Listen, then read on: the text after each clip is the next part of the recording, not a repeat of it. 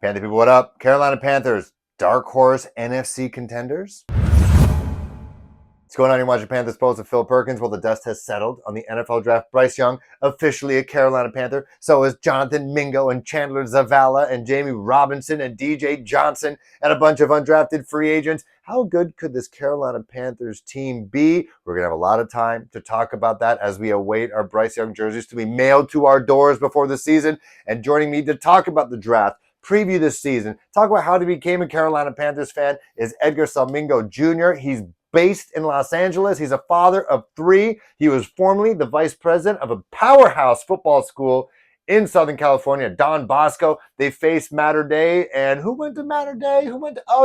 Bryce Young, new Carolina Panthers quarterback. He watched him play high school ball, torch his team multiple times. He knows this guy up close and personal, and he knows the Carolina Panthers up close and personal. You probably already follow him on Twitter. If you don't, do it. His handle is going to be underneath his picture when you see him talk. Make sure you follow him, press the bell, so you figure out, what's up with the Panthers. He gets all these obscure videos and clips, always puts it out there. It's awesome. And then pressure him to try to start a vlog because that guy's a wealth of knowledge. He's a good talker. Check it out. Hope you have fun. Talk to me. You're in Los Angeles, right? Yes, I am. How did you become a Panthers fan? Because I'm pretty good at geography. I'm pretty sure LA is further to Charlotte than Toronto is. Yeah, just like you, I'm a fan from abroad. To be honest, it was in the '90s when I started liking football, and out here in LA at that time there was no LA teams. And now we have two LA teams, but at the time we had no LA teams. So I'm a big fan of the Lakers and the Dodgers. But when it came to football, I was like, man, I need a team to root for. Out here, people liked the Rams, the 49ers, the Cowboys, the Packers, but I didn't want to be like a bandwagon fan, so I picked a team that just started that I think has the best colors, the best logo. Again, I was a very impressionable teenager, and so that's how I picked the Panthers and followed them ever since. That's awesome. And so, what's it been like? Are you like me that you felt like you always wanted to rant about the Panthers? Like the '90s, there was no Twitter. There was maybe some dial-up, something like that. So how did you get your fix on talking Panthers living in LA? Yeah, to be honest, I had no one to talk to. But what was great was sometimes I'd get we're talking really old school here, but like maybe like a Sports Illustrated or a Sporting News magazine, and just you know wish for the day that there'd be like a paragraph or a blurb about the Panthers. But this is really a credit to people like you, Phil, people on YouTube, Twitter, just the amount of support from the community where people can like you say rant about the Panthers, but even just talking about just everyday things about their team. And so the spectrum of fans that are available over social media has really just made my love for the team even more. But back then we would just take the breadcrumbs of anything that people give us on national television or in the Yep. in magazines. Yeah, no, I feel you. Like that's kind of why I started this vlog. I mean, well, also like when Sam Darnold got traded for, and I was like, "What?" And then nobody around me cared.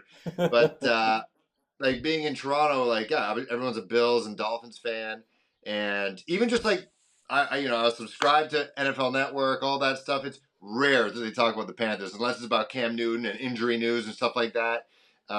And you know, there just wasn't a lot. There wasn't a lot out there, and I think the fans have created something because of that lack of representation, that lack of content on the national media. We're just bored of hearing about the Packers, and even the Jets have sucked for so long, but they dominate the national media. Like Michael Greenberg is a Jets fan, so he always talks about the Jets. I don't know if you ever listened to the Around the NFL podcast. They talk about the Jets and the Yep. Browns more than anybody, and the Yep. Patriots. And it's like, what is up? In a way, they make fun of Panthers fans. Like they have like a producer who's a Panthers fan. They make fun Yeah. of him, Yeah. and so I started getting annoyed. And now you got guys. I don't know if PNP were inspired by this, but it feels like the fans are now taking hold of the coverage of the team. Hmm. And with PNP and Aaron and C3 and all those guys, I'm late to the game compared to them. But like it's like we're controlling it, and it seems like the team is starting to notice. Like shout out to Rashad and Dave. They're with fucking Steve Smith, like in his podcast studio, Yes. like talking about the Panthers. Like, normally you get like Daniel Jeremiah, you get an analyst that, Dan Orlovsky. No, you got YouTubers talking to Steve Smith. And I think that shows like the team, because it's a younger team compared to the others. I find that the fans are younger, obviously, and they could be more internet savvy. Not saying other teams don't have YouTube channels, but it seems like they've really taken a hold of the coverage of the team because there's not that much on the national level. So, you got kids, then they got a track meet in the finals. What event?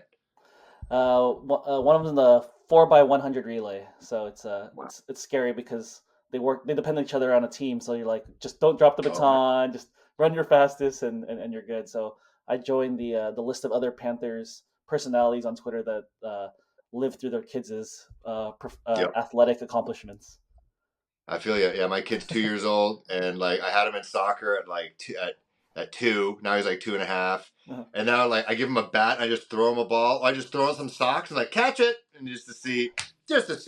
But so are your kids Panther fans, or like what are they Rams fans and Chargers fans, or what's going on there?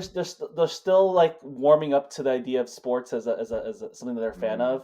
of. One thing that really kind of sparked their interest was last year.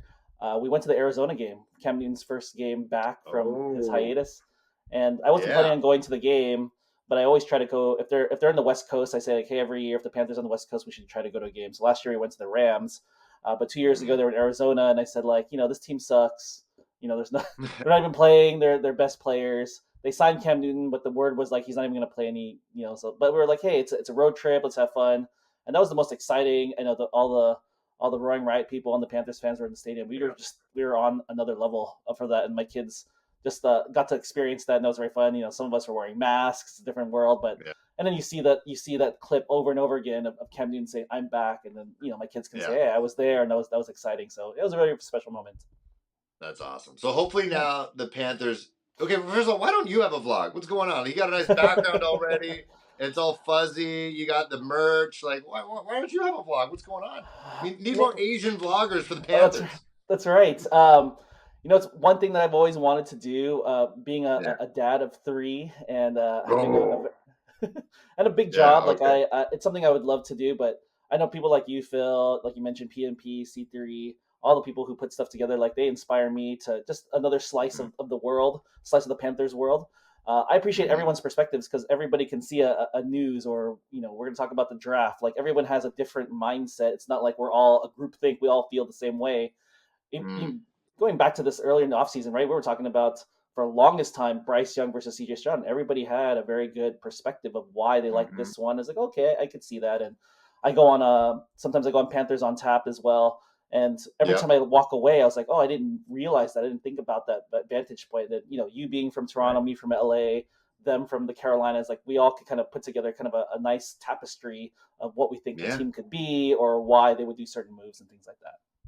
That's awesome. Well, yeah. While you put on hold your vlog, your Twitter account is like kind of like a great just like a compilation of all this Panthers news and from different vlogs. Like Pat McAfee I don't know if he said your name, but he showed your tweet. Like you're basically famous now. Like, so how did like, your Twitter account, like that feels like a full-time job. Like I forget to tweet and I'm in journalism. So how do you compile all this information? Do you have like an algorithm? Like what's going on? You could just say it's someone just like yourself, or just someone who's obsessed with the Panthers. And so sometimes I see something, I'm like, man, this is amazing. So like just this morning, Bryce Young did like a quick 2-minute interview, and I was like, wow, this is awesome. I'll just take a quick screenshot, put it up, and people like it, right? And so, like you mentioned, I have no one to talk to. So for me, Twitter is just my therapist, my Panthers therapist, where I just say like, Mm-hmm. hey, this is really cool. Somebody check this out.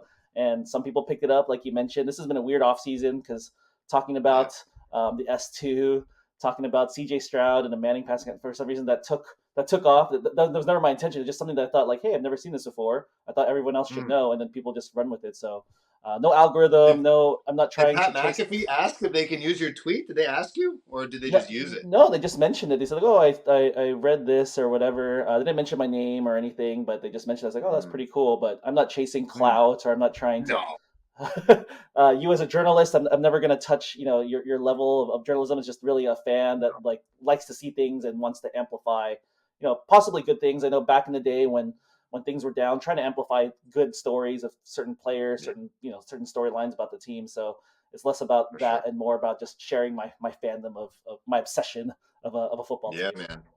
Oh no, I feel you, and you teach me things all the time. I'm glad we must have been on Twitter at the exact same time. You 3 hours earlier, so you were definitely up with the kids.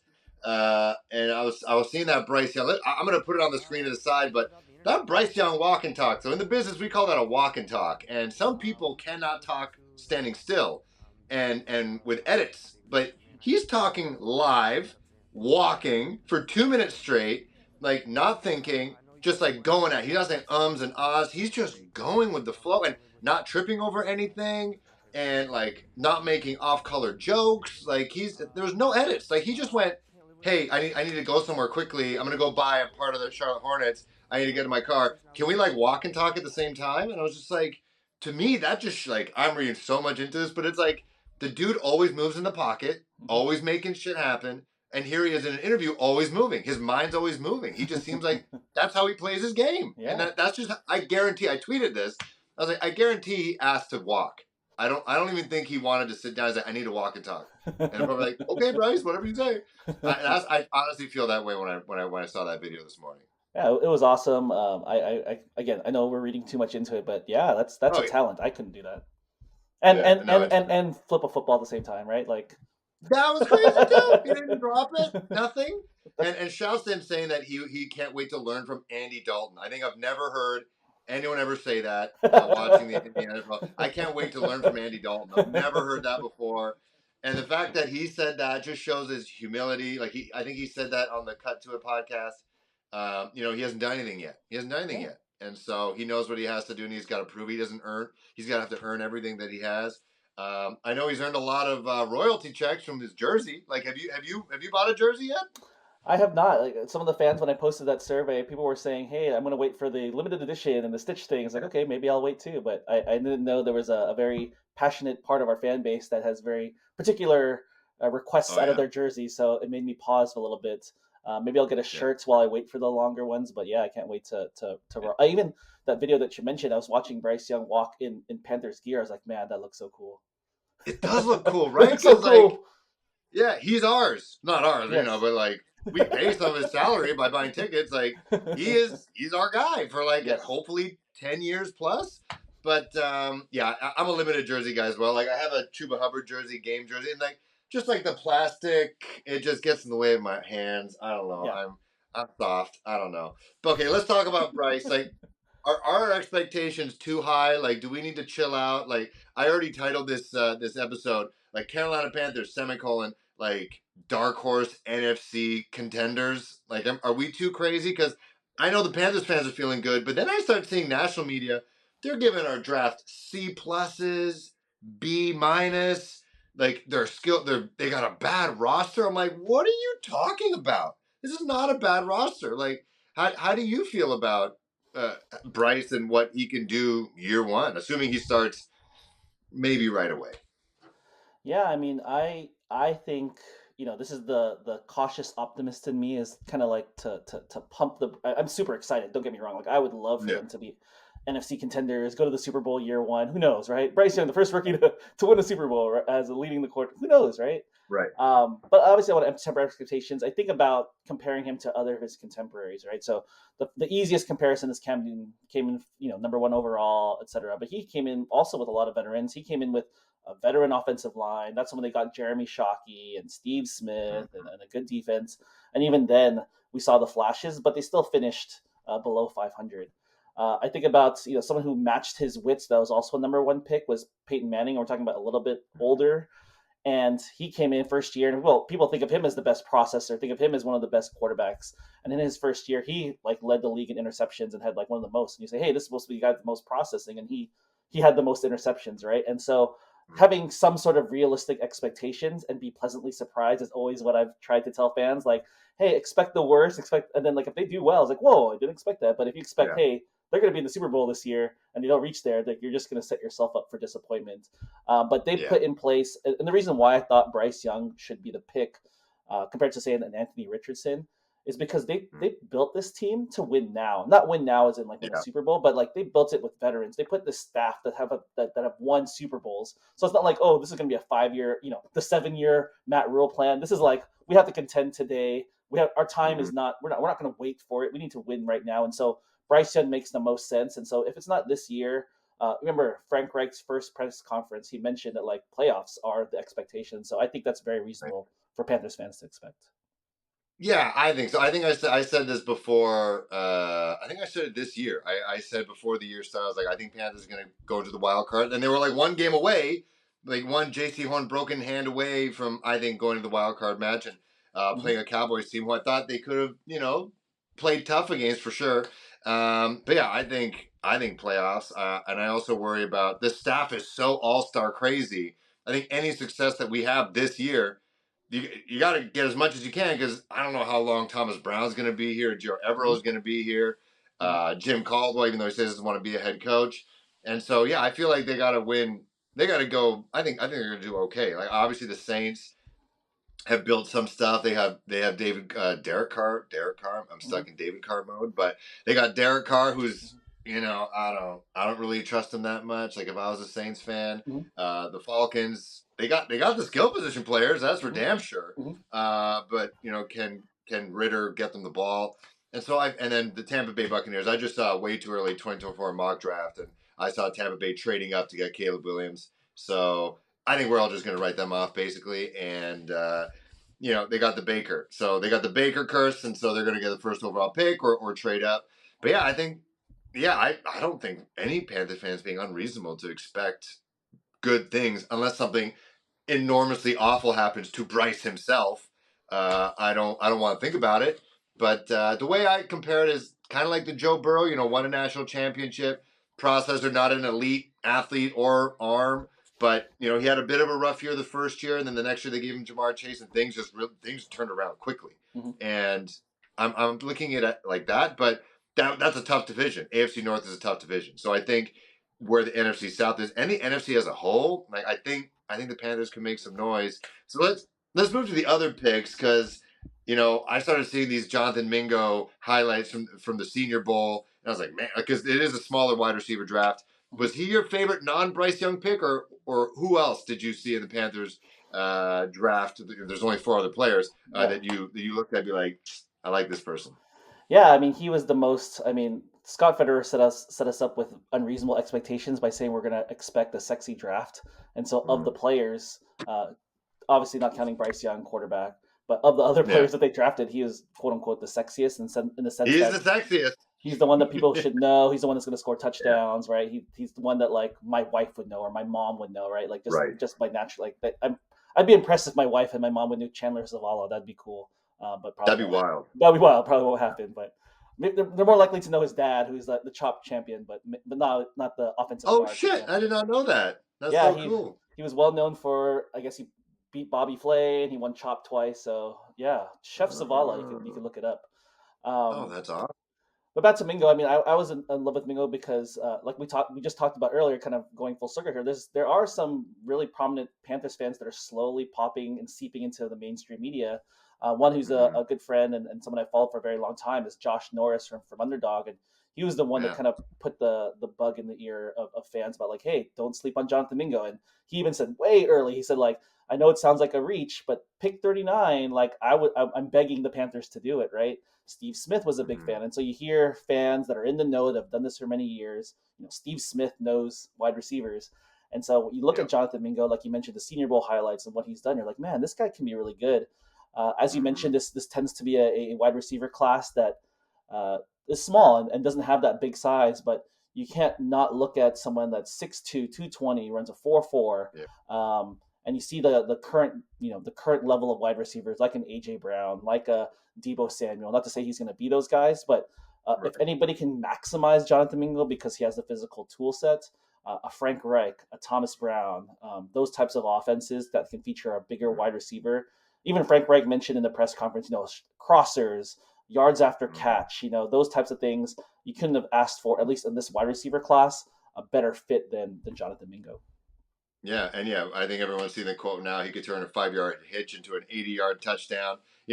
We got a pretty big skilled position group, like wide receiver group, like Mm-hmm. minus Shy Smith and Demir Bird. Like everybody is like 6'2" plus. They're compensating for the lack of size that Bryce has, which I'm glad it took us 20 minutes to even talk about it, and that's all we're going to mention about it. I don't Mm-hmm. want to hear it.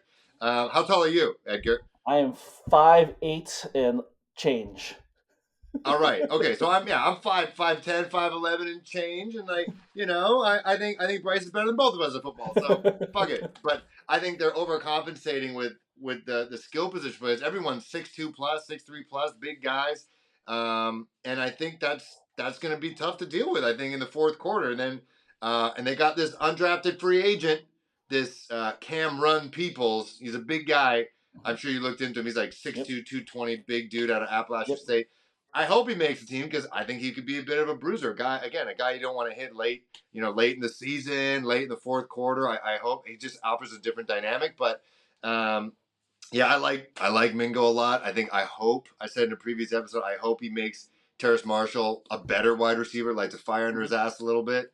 And yeah, because like Terrace he has the measurables too. And I remember flashes last preseason. I'm like, damn, this guy, he was playing big. He was playing to his size, and it took Steve Wilkes to take the reins for him to really show some of his potential. And I hope, I'm sure you've seen the quotes that they're raving about him, and so hopefully those two could be a nice gigantic 1-2 punch, and then yeah, let Demir Bird and Shai Smith fight over that. Yeah, I mean, I Oh, remember reading DJ Chark. I totally forgot DJ and Chark. DJ Chark, and DJ Chark, and I read another good friend of mine, Zach Hicks. He does Locked On Colts, and he's followed Frank Reich and does draft stuff. So Mm, we've been communicating. But back when we hired Frank Reich, and he was basically giving the download on like what to expect in a Frank Reich offense. And one of the things that he mm, features, and he's done for many years, way back from the Eagles to the Chargers to the Colts, was featuring bigger wide receivers, bigger tight ends. Like these are guys that he mentioned that you don't need to be the best route runner, but he likes these like picks and these shallows and these meshes where like they kind of mix up, so the quarterbacks are kind of confused. So he's a perfect fit for and I don't think I tweeted this, but I was going to tweet it. But like the best mm, wide receiver in every Frank Reich offense is always a big 6'2", 6'3" wide receiver, and so mm, he has a history of making those types of talents very successful. So yeah, any of them, right. DJ Chark, Thielen, Mingo, Marshall, like they should be, if all goes according to plan, be featured and do really, really well in the Reich offense. Yeah, maybe they don't cut anybody. Just have everybody available and just let Bryce just cook. Just let him. I'm already picturing it now. Like they're in the red zone. He's just kind of like first, second, third, fourth, fifth read, just like I'm sure Icky Ikwanu is going to score a touchdown at some point too. I'm sure he's going to catch a pass. He's a physical freak. Yeah. I guess it's going to happen. I'd bet on it now. I think this season he's going to score a touchdown. Bryce is going to find him, and it's going to be amazing. So we forgot about this defense. I think this defense is gonna. I think it's gonna push people around. And I know we're almost at 30 minutes, so I will wrap this. We'll talk about You're good. You're defense. good. You're good. Okay, I heard a Yeah, baby yeah, crying, or yeah. unless it's the park behind me. Do you think that there's this Yannick Ngakwe wave that's happening right now? It's like people already forgot about Bryce Young. And now I'm seeing jersey swaps with Yannick Ngakwe. I'm like, oh my god, like. So is he the next final piece, to help out, because people were kind of killing this DJ Johnson draft? Yeah, I guess two things here. One is the defense for some reason, and maybe people haven't thought about this, or maybe you've thought about this already, Phil. But doesn't it feel like, in terms of distribution of resources, like the offense got so much, and the defense is kind of Yeah, getting? I mean, they're still good, but so like you say, hey, who are the guys, coaches, and players on the offense that like are your top level people? Oh, Caldwell, Brown, Reich, right, McCown. We drafted Bryce Young, Thielen. We brought like just the people they brought in the offseason, right? And then you look at the defense. Oh, I know Dom Capers is obviously a fan favorite as a first yeah, head coach, but then you have a Vera, which is great. Then a whole bunch of unproven but ascending defensive coaches.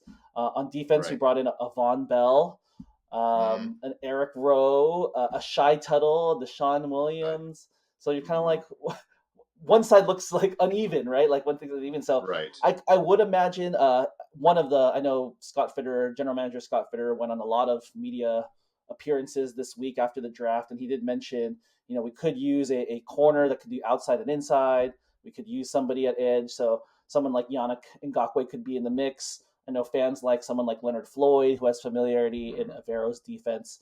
But it just doesn't look like it's complete. And now with the news that Brian Burns' ankle recently had yes, surgery. Yeah, yeah, it just seems incomplete. I don't know what they do, or this is something they do next year, but it just feels instead of like let's do half of our resources to offense, half the defense. Is like, okay, let's push all of our chips into offense because it's been Right. terrible the last few years.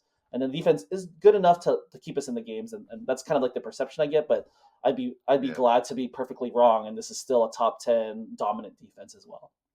Yeah, I'm with you. And the Brian Burns, the timing of it reminds me of Cam Newton scheduled surgeries, and I'm like, it's March, like the season ended months ago. Like, what the hell? Like, did you actually hurt yourself in week 18, or did you hurt yourself like scootering around Charlotte or Florida or something like that? And you just got to hide that. But like I think like from what Scott was saying that heading into the draft, because they spent so much time, he wasn't there, but the 2020 all defensive draft and you got your guys there. They haven't paid Brian Burns yet, but they got the Jeremy Chins and they got the JC Horns, and so yeah, it'd be nice to have a proven edge.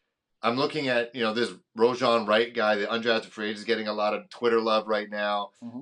I think someone in the free, undrafted free agent class is going to make the team and could make an impact because I think the corner. It used to be. I used to think it was a strength, the cornerback room, but Mm-hmm. I think it's just the injury history and the lack of depth, and Keith Taylor and C.J. Henderson not really showing themselves and not doing themselves many favors in the regular season. So I feel like there's a couple jobs on the line and up for grabs in the cornerback room. And I was surprised that they didn't draft like a. I know that the Jamie Robinson guy is a hard hitter nickel guy, but yeah, I'm surprised they didn't go out and draft someone for the outside. I was kind of surprised by that for sure. Yeah, and then the second thing was like going back to DJ Johnson, he got a lot of hate on social media and all over for being Yeah. one for the trade up and two for being this unproductive again physical freak. He's fourth overall in an annual freaks list by Bruce Feldman of Mm, the Athletic. So this guy has I haven't tweeted this out yet too, but him and Jonathan Mingo had very similar 40-yard dash times. Um, crazy. Mingo had 4.46 and DJ Johnson had 4.49, and DJ Johnson's 40 pounds heavier, right? So it's like, sheesh. Crazy. I know he played tight Yeah. end. I know he played a little bit. So I'll give him the benefit of the doubt. Again, as I Yeah. mentioned when it happened, is like I'm a guy in LA, and this is a guy Edgero Avero who has a top 10 defense. Dom Capers who's done this for many years at a high level, Mhm. and they have the conviction like, hey, we got to trade up to get this guy. I'm more than willing to see wait and see versus say like, oh, that was a terrible move because um, he has the freaky traits, and so just Right. to put their arms and grasp this guy and to make him what they think he could be very special. And if it doesn't work out, it was a day three, it was a round three pick. It was people won't Mhm. die. It's like, oh, what a bust, we wasted all those resources. Like it was at the end, they needed it. He has the freaky trait, so why not? Like I'm I'm on the board with saying like all that hate that he got makes me want to root for him even more because that's just the Right. natural part of me that wants to root for the underdog. And so like I don't think this For guy's as sure. bad as people are making him out to be. And the Yeah. cornerback room, I think you're right. We need to add something. I think there's still some time, right? There's still some people out there. Mhm. There's still the cuts after the preseason games. Yeah. But one thing that I do want to like, even though I'm part of the people that got really angry, is like there's not that many teams out there that can lose their top two cornerbacks and go to their third, fourth, fifth string cornerbacks and go toe to toe Right. with a Mike Evans, a Tom Brady. Part of it was schematics. Part of it was C.J. Henderson. Part of it was this. I think we all felt the experience last year. Don't watch the games. A deep bomb and C.J. Henderson, instead of like going for the ball, just grabbed on, and it's like, okay, like this is just Right. gonna happen, right? So part of it I think is depth, and part of it I think like you said, some of these guys who have jobs on the line, hopefully they take a step up next year.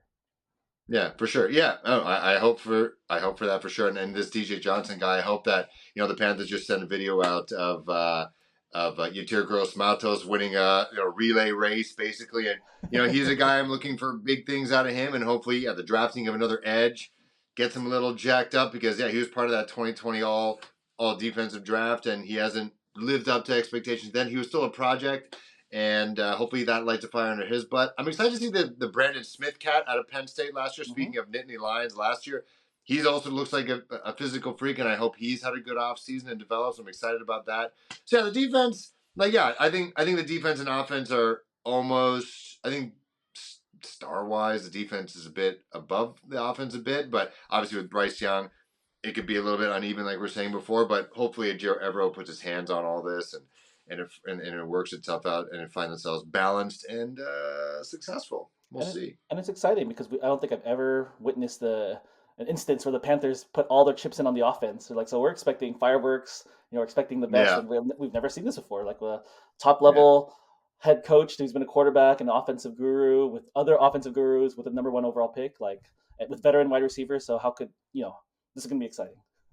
It's very exciting. We're a real football team now. It feels very strange, and I'm trying to hold on to my wallet. The first Bryce Young jersey I bought was for a contest winner, That's right. and I'm holding on to my money because there's a lot of things I want to do with this team. I'm very excited about it. But Edgar, I appreciate you. I just listening to you. I've listened to you on Panthers on Tap. I'm listening to you now. You talk like a broadcaster. I think you should eventually, when your kids are older and don't need you as much, you should definitely start something. The hardest thing is just starting, and yeah, and knowing this community who knows you, I think you get a lot of support pretty quickly. But yeah, thanks so much for joining, man. I appreciate it. Hopefully, I see you in Charlotte, or I know they're playing in Seattle this year, but I think I'm driven to go to Charlotte if it does happen. Hopefully, you show up and we meet, Yeah. roaring riot, and yeah, Either that or I'll see you at the playoffs, wherever they go in the playoffs. I'd love to go to the game. And then if not oh that, god. Phil, we got to go to Germany next year. What is it? Yeah, they're like they're playing the Chiefs in Munich, right? I Yes, think yeah, I think that's that's been the confirmed. hot rumor right now. Munich, like I've been in Munich overnight or just for a couple hours of layover before my honeymoon, but yeah, it's a good time. They love their beer Hmm. like big time, and Mm.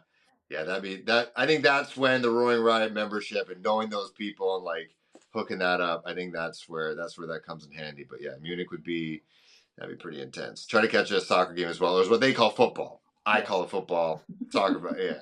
Get some Bayern Munich, friggin' not Jonathan Davies, Alfonso Davies. Come on, my Canadian out of Bayern Munich. Anyways, but yeah, we'll check it all out. We'll figure it out. All right, Edgar, thank you. I appreciate you. Have fun at the track meet. Thank you, thank you. I appreciate all the kind words, and I obviously always want to support you. And if people haven't liked and subscribed your work, they should definitely do so. You do such a great work, and I'll always support and follow whatever you do, Bill. Yeah, yeah, man. I appreciate that. Appreciate it. I got to catch up to PNP. Damn it, get that 20K sub. You'll get there. Jesus. You'll get there. Yeah, one day. Keep it consistent. All right. Thank you. Hey, did you ever Yes, see Edgar, that funny? thanks again. I hope your kid wins gold Thank you. and gets drafted in 10 years.